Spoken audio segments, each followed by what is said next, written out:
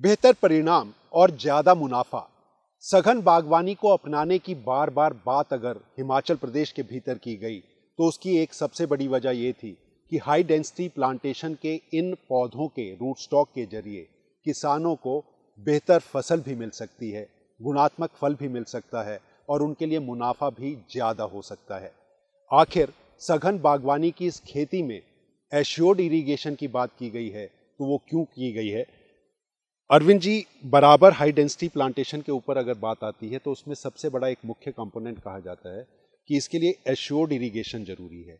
आखिर क्या वजह आपको लगती है कि सघन बागवानी सीडलिंग और इसके इसमें दोनों में ये बड़ा अंतर क्यों है और इसके लिए पानी की ज़रूरत क्यों है?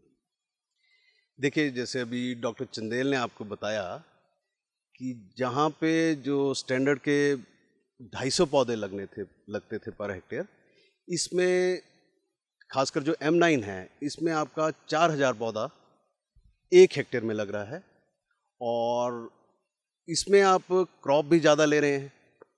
तो इन सब वजहों को देखते हुए आपको इसमें इसकी वाटर रिक्वायरमेंट बहुत ज़्यादा है और क्योंकि ये शैलो रूटेड होते हैं और पानी के साथ साथ क्योंकि आप इसमें फ्रूट बहुत ज़्यादा ले रहे हैं तो न्यूट्रिशन भी वैसी ही आपको करनी पड़ेगी।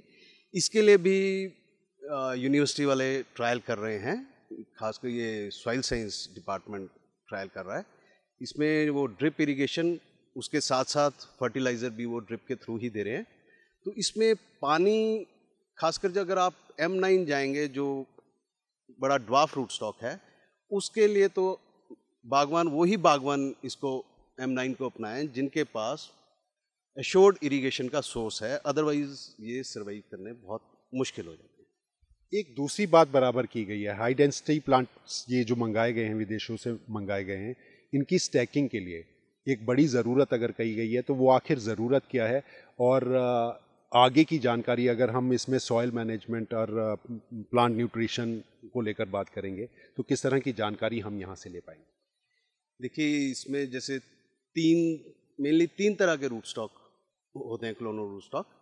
इसमें जैसे 111 जो है वो थोड़ा विग्रस माना जाता है, स्टैंडर्ड से 70% तक उसका प्लांट जाएगा। थोड़े होते हैं मीडियम लेवल के होते हैं, 106 हो गया, M7 हो गया, इससे 111 से थोड़ा छोटा रहता है प्लांट।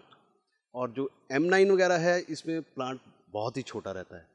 तो जो M9 पे जो पौधा लगेगा उसको तो आपको वो सपोर्ट सिस्टम लगाना ही पड़ेगा, अदरवाइज़ जैसे इसकी रूट्स बड़ी कम होती हैं और जैसे अगर बर्फ़ वगैरह आई या तूफ़ान आए तो ये पौधा पूरा का पूरा उखड़ भी सकता है। तो इसके लिए सपोर्ट सिस्टम बहुत ज़रूरी है। उसका अभी यूनिवर्सिटी वाले इस साल बता रहे थे कि उसको भी इस बार ट्रायल लगाया जाएगा कि कैसे दी बेस्ट सपोर्टिंग सिस्टम यहाँ के लिए कौन सा रहेगा। अरविंद जी, अगर हिमाचल की बात की जाए, जो पारंपरिक तरीके से हम जिस तरह से सिंचाई करते हैं, वर्षा आधारित हमारे ज़्यादा से ज़्यादा सेब बगीचे हैं, कृषि की बात की जाए, बागवानी की बात की जाए, तो वर्षा आधारित इन बगीचों में जहाँ किसानों और बागवानों की सबसे बड़ी मजबूरी है, पानी उनके पास नहीं है। एश्योर्ड इरिगेशन की बात सघन बागवानी के भीतर बार बार की जा रही है। तो आप ट्रायल्स के माध्यम से साइंटिस्ट ने अभी यहाँ पर नौनी के विश्वविद्यालय के जितने भी वैज्ञानिक हैं उन्होंने किस तरह की बात को पाया और ड्रिप इरिगेशन आखिर क्यों सक्सेसफुल एक आने वाले समय की पद्धति हो सकती है? देखिए, आपने जैसे बोला कि पानी की तो हिमाचल में क्या हर जगह ही पानी की समस्या तो है ही है।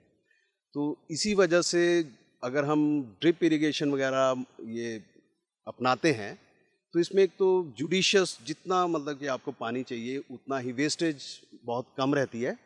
और इसमें यहाँ यूनिवर्सिटी के वैज्ञानिक ये डिसाइड, अभी ट्रायल्स जो चले हैं कि पौधे को कितना लीटर पानी किस किस इंटरवल में, मतलब कि उन्होंने डिफरेंट ट्रायल्स लगाए हुए हैं और उनका लास्ट में जो रिकमेंडेशन होगी कि इस रूट स्टॉक का पौधा है, इस साइड पे लगा है, तो इसको हफ्ते में या 3 दिन बाद इतना लीटर पानी देना है। तो इसकी जानकारी हमारे को किस तरह से किसानों बागवानों को, ये जो 2 वर्षों के भीतर अनुसंधान हुआ है, ये जानकारी हम किसानों तक कैसे पहुंचा सकते हैं? इसकी डिटेल जानकारी के लिए हम चलते हैं अभी हमारे जो सॉइल डिपार्टमेंट के हेड ऑफ द डिपार्टमेंट हैं डॉक्टर शर्मा, आइए उनसे पता करते हैं कि उन्होंने क्या रिजल्ट्स 2 साल में लिए। ये जो पौधे हमने यहाँ पे लगाए हैं, ये विश्वविद्यालय ने वर्ल्ड बैंक प्रोजेक्ट के अंतर्गत इटली से इनका आयात किया गया था और ये 2016 में हमारे पास पौधे आए थे और मई 2016 में हमने इनका यहाँ पौधरोपण किया था। और ये जो हमारे पास पौधे हैं ये सुपर चीफ वैरायटी है और इसका जो रूट स्टॉक है ये है MM 106 पे लगी है वैरायटी। और ये जो पौधा, ये जो फासला है पौधे से पौधा, ये 1 मीटर का 2 मीटर का है और रो टू रोज स्पेसिंग है हमारे 2.5 मीटर के 2.5 मीटर बाई 2 मीटर की हमारे पास स्पेसिंग है। और इस हिसाब से किसान 1 हेक्टेयर में लगभग 2000 पौधे बड़े आराम से लगा सकता है।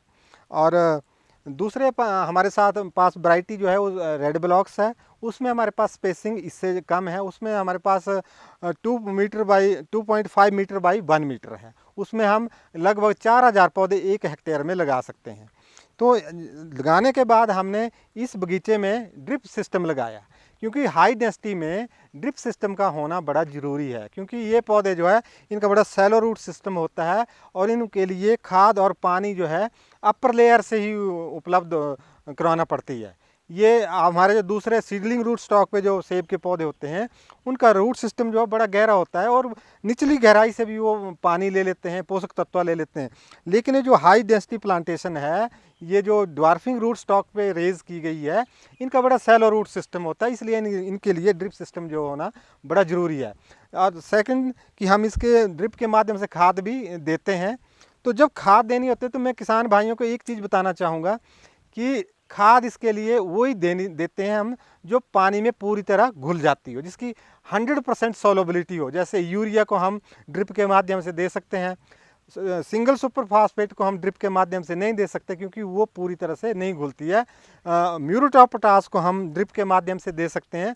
लेकिन फास्फोरस के लिए हमने क्या किया कि हमारे पास कुछ फर्टिलाइज़र मिक्सचर्स आते हैं, जैसे 15-15-15 है, 12-32-16 है, 19-19 है। तो हमने यहाँ 19-19 का मिक्सचर जो है उसको प्रयोग किया फास्फोरस की मात्रा के लिए। तो इस तरह हम खाद वही लेते हैं जो पूरी तरह पानी से घुल जाती है।